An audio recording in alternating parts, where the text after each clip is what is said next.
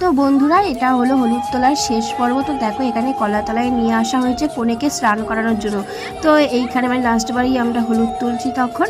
আর মানে 7বার তোলা হয়, 7বারই মানে এটা লাস্টবার ছিল। তো এখানে জামাইবাবুরা যা কাণ্ড করেছিল, মানে সবার গায়ে তো জল ঢেলেই দিয়েছিল। তো জল ঢালার পরে তারপরে আবার মানে কাদা জল ঢেলে দিয়েছিল। তো দেখো একটু পরেই জলটা আমাদের গায়ে সকলে ঢালবে।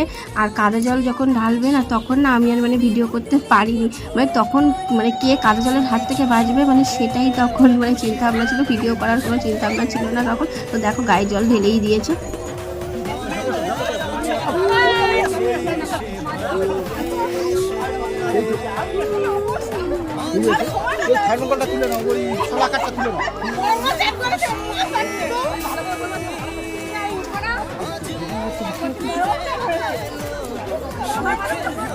ও মামি, ও মামি